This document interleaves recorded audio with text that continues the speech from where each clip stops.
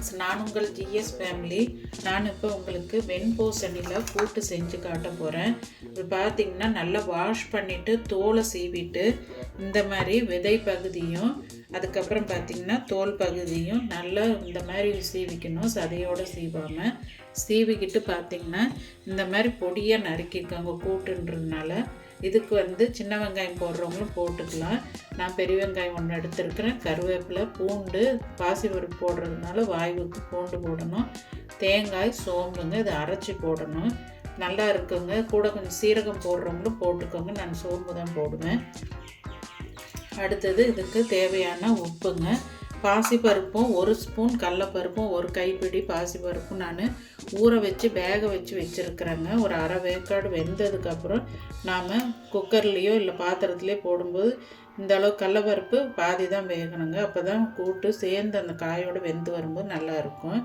அடுத்தது பார்த்திங்கன்னா இதுக்கு தேங்காய் எண்ணெயில் தான் வதக்கணுங்க. இந்த மாதிரி கூட்டு எல்லாமே தேங்காய் எண்ணெயில் செய்யும்போது டேஸ்ட்டு நல்லாயிருக்கும்.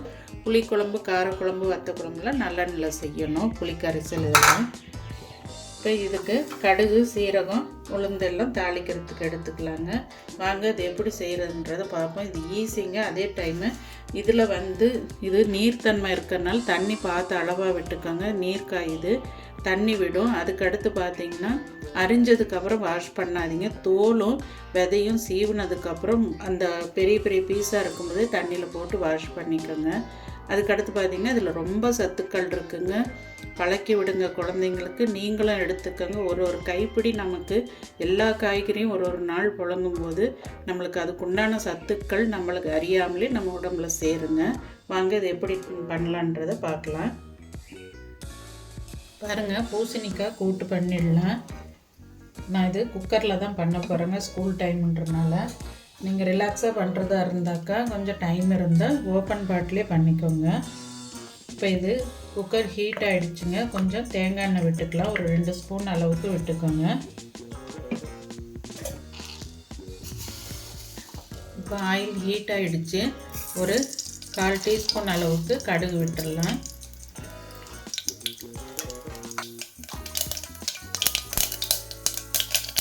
ஓரளவுக்கு பொரிஞ்சிருச்சு. ஒரு 1/4 டீஸ்பூனுக்கு மேலே சீரகம் போட்டுக்கலாம். வரமிளகாய் ஒரு 2 வரமிளகாய் சின்னது கிள்ளி போடுறேன். எப்போ கிள்ளும் போதும் நீங்கள் அதுக்குள்ளே பூசணம் பிடிச்சிருக்கா, பூஞ்சாம் பிடிச்சிருக்கா, இல்லை ஆரஞ்சு கலரு ஷேடு வந்திருக்கான்னு பார்த்துட்டு போடுங்க. பெருங்காயத்தூள் கொஞ்சம் போட்டுக்கிறேங்க. எதுக்கு சொல்கிறேன்னா அது கேன்சரை உருவாக்குறதுங்க. அவசரத்தில் கவனிக்காமல் போட்டுறாதுங்க. முன்கூட்டியும் கிள்ளி வச்சுக்காதீங்க. அப்படி கிள்ளி வைக்கக்கூடாதுங்க. காம்பு மட்டும் எடுத்து வைங்க. அதுவுமே டேமேஜ் ஆகாத அளவு காம்பு எடுக்கணும். இந்த ஹோல்ஸ் இருந்தாலும் உங்களுக்கு அதில் போய் பூஞ்சான் போய் பிடிச்சிருங்க. தெரியாமல் நம்ம அவசரத்தில் போட்டுருவோம். அடுத்து 2 பல் பூண்டு நைஸாக கட் பண்ணது போட்டுக்கிறேன். அடுத்தது பெரிய வெங்காயங்க.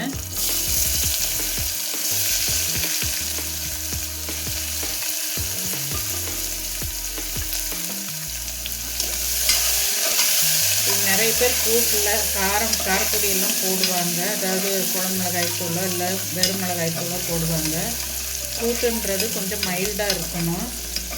நம்ம காரப்பொடி போடும்போது அது பொரியல் டைப்பில் ஆகிடும். அதுவும் டேஸ்ட் நல்லா தான் இருக்குங்க. ஆனால் நம்ம காரமாக எதாவது குழம்பு வைக்கும்போது இல்லை வயிறு புண்ணு இருக்கிறவங்களுக்கு இந்த மாதிரி மெத்தடில் செஞ்சு கொடுத்தீங்கன்னா கொஞ்சம் புண்ணாகுங்க. இப்போ இந்த ஸ்டேஜில் இதை போட்டு நல்லா வதக்கிக்கலாங்க. தண்ணி இருந்தாலும் வெளியே வந்துடும். நல்லா நைஸாக எவ்வளோ நைஸாக கட் பண்ண முடியுமோ கட் பண்ணிவிடுங்க.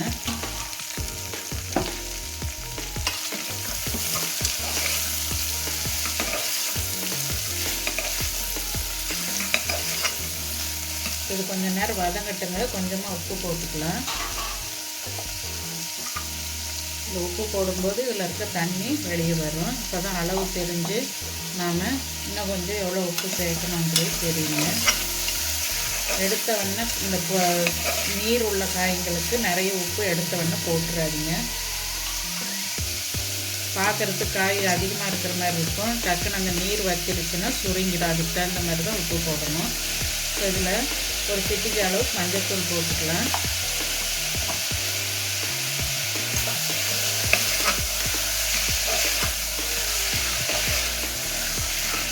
இது இதில் தாளிப்போடணும் போடக்கூடாதுங்க, நல்லா இருக்காது. இது வதங்கினதுக்கப்புறம் நாம் வேக வச்ச பருப்பில் போட்டுக்கலாங்க. இப்போ இது ஓரளவுக்கு வதங்கிருச்சு. இப்போ நாம் இதில் பருப்பு வேக வச்சதை போட்டுக்கலாம். தனியாக வேக வச்சு போடும்போது உங்களுக்கு டைம் கொஞ்சம் சேவ் ஆகும். மற்ற காய்கறிகள் நறுக்கிறதுக்குள்ளே இதை வாஷ் பண்ணி வச்சிடலாம். அப்படி இல்லைன்னா ஊற போட்டு வச்சுட்டு கூட நீங்கள் காய்கறி அரிஞ்சிட்டு ஒன்றா போட்டுடலாம். இது வேக வச்சு போடும்போது ஒன்றா சேர்ந்து வருங்க, நல்லா இருக்கும் கூட்டு. உப்பு கொஞ்சமாக பத்தலைங்க போட்டுக்கிறேன். இப்போ நம்ம அரைச்சி வச்ச தேங்காய் விழுத போட்டுக்கலாம்.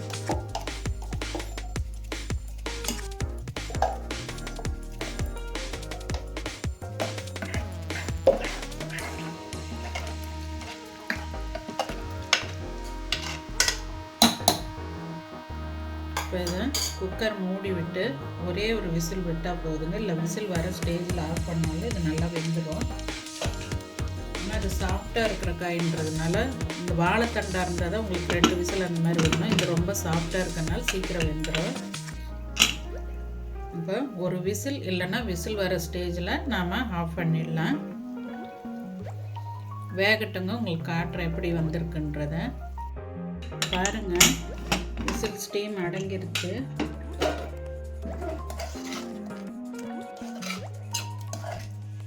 இது கரெக்டாக வெந்து வந்திருக்கு பாருங்கள். இது டைம் எடுக்கும்போது கொஞ்சம் உங்களுக்கு நல்லாவே இந்த ஈரப்பதம் இறுகி உங்களுக்கு கெட்டித்தன்மையாக வந்துடும்.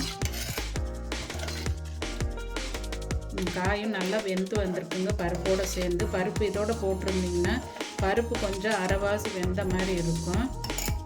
நல்லாவே பக்குவமாக வெந்து வந்திருக்குங்க. இதுக்கு பார்த்திங்கன்னா புளிக்குழம்பு, காரக்குழம்பு, அது மாதிரி ரசத்துக்கு, அது எல்லாமே தயிர் சாதத்துக்கு எல்லாம் நல்லாயிருக்கும். குழந்தைங்களும் சாப்பிடுவாங்க மைல்டாக இருக்கனால. இப்போ இதை இறக்கிடலாங்க. போதும் பாருங்கள், கூட்டு பக்குவமாக ரெடி ஆகிடுச்சு. இந்த வெண்பூசணின்றது குழந்தைங்களுக்கு தெரியாது. அவங்களுக்கு பிடிச்ச காய் பேரை சொல்லி கொடுத்துருங்க. அவ்வளோ ஒரு உடம்புக்கு நிறைய சத்துக்கள் உள்ள காய்ங்க இது. இது நிறைய பேர் இப்போ சமைக்கிறதே இல்லை, வாங்கிறதுக்கு பீஸா கிடைக்க மாட்டேங்குன்னு சொல்லி. நீங்கள் சின்ன காயாக வாங்கிட்டிங்கன்னா நீங்கள் கட் பண்ணி ஃப்ரிட்ஜில் வச்சாலும் கெடாதுங்க. இதை பீஸா வாங்கி நீங்கள் ஃப்ரிட்ஜில் வச்சிங்கன்னா ஒரு நாள் லேட் ஆனாலும் அது கொலகொலப்பு தன்மை கொடுத்து கெட்டுருங்க, வீணாயிடும். இப்போ சின்ன சின்ன காய் நிறைய மார்க்கெட்டுங்களில் இருக்குதுங்க. அந்த மாதிரி நீங்களும் வாங்கி யூஸ் பண்ணிக்கோங்க. பாதி சாம்பாருக்கு போட்டுக்கோங்க, பாதி இந்த மாதிரி கூட்டு ஒரு நாளைக்கு செஞ்சுக்கோங்க. நல்ல டேஸ்ட்டாகவும் இருக்குங்க. நான் சொன்ன மெத்தட்லேயே செஞ்சு பாருங்கள். ஏற்கனவே நிறைய பேருக்கு இது செய்ய தெரியும். செய்ய தெரியாதவங்களுக்கு தான் நான் சொல்லி கொடுக்குறேன். எனக்கு தெரிஞ்ச மெத்தடை நான் செஞ்சு காமிச்சிட்ருக்கிறேன். இதே மாதிரி நீங்களும் ட்ரை பண்ணி பார்த்துட்டு எப்படி வந்ததுன்னு சொல்லுங்கள். அடுத்த வீடியோவில் பார்ப்போம். பாய்.